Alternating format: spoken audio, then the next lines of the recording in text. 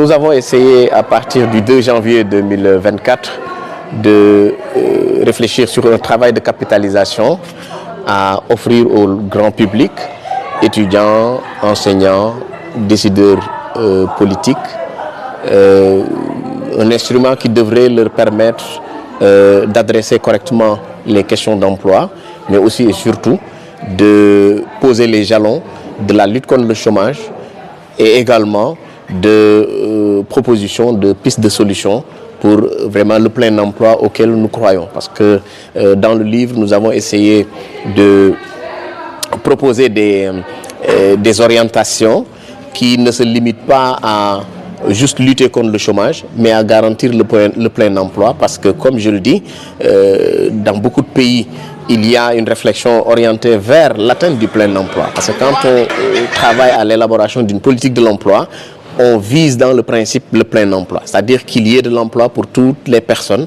qui en cherchent. Maintenant, dans la mise en œuvre, il peut y avoir toujours des difficultés, mais le principe est de rechercher le plein emploi, de faire de sorte que l'emploi que les gens se trouvent soit qualitatif également, et surtout de lutter contre tout ce qui est discrimination, entre autres. En tout cas, nous avons produit un ouvrage qui interroge l'histoire de l'emploi du Sénégal depuis 1960, qui relève également toutes les difficultés que les gens peuvent rencontrer sur le marché du travail, mais également les conséquences du chômage et du désœuvrement.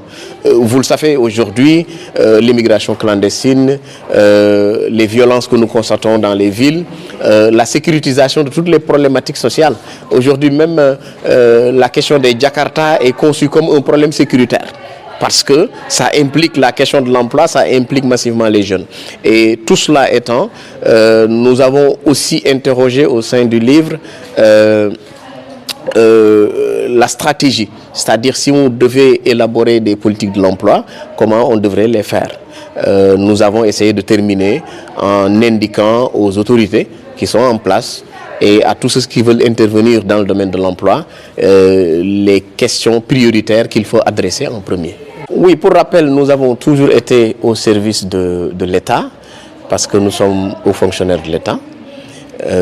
Indépendamment de mon action d'inspecteur du travail et de la sécurité sociale, j'ai exercé comme directeur de l'emploi, j'ai exercé comme directeur de cabinet dans le ministère de l'Emploi. J'ai travaillé comme formateur à l'École nationale d'administration pour les fonctionnaires. Également, je forme dans d'autres secteurs, dans d'autres écoles au niveau national, des écoles de prestige. Donc, ça veut dire que je suis toujours resté dans le domaine de l'emploi, que je ne quitte pas. Maintenant, quoi qu'on puisse dire, nous sommes au service de ce Sénégal, de l'Afrique et du monde. Et toutes les fois que nous pouvons apporter quelque chose en termes de contribution positive et booster les choses, nous sommes en réalité dans la pleine disponibilité. Maintenant, c'est les modalités qu'il faudra toujours étudier. Résumer le livre, c'est déjà se demander ce qu'était une politique de l'emploi, parce qu'il y a beaucoup de débats. Et parfois, dans les débats, on se rend compte que les gens disent les mêmes choses ou parlent de choses assez contradictoires. Et il fallait préciser ce qu'était une politique de l'emploi et qu'est-ce qu'il fallait attendre d'une politique de l'emploi. Deuxième chose, nous avons essayé, comme je l'ai rappelé, de rappeler le contexte global. Souvent, on nous parle de programme de maîtrisage chômeur, on va nous parler de programme de sénégalisation des emplois.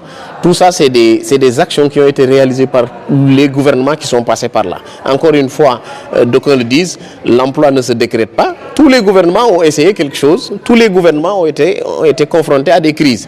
Et quand vous avez une crise, souvent, il y a une trouvaille qui est là. Et la trouvaille peut marcher ou peut ne pas marcher. Donc, ce qui fait que nous avons répertorié l'ensemble des mesures qui ont été prises depuis l'indépendance.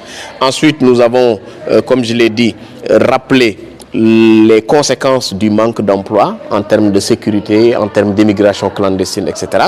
Nous avons également montré les jalons de la définition d'une politique de l'emploi et comment l'État devrait mettre en œuvre en réalité ces politiques d'emploi. Parce qu'aujourd'hui, on veut financer l'emploi, il faut interroger la fiscalité. Au lieu de dire au gouvernement de faire des transferts, mettons par exemple, on ne veut plus que les gens fument, mettons 5 francs par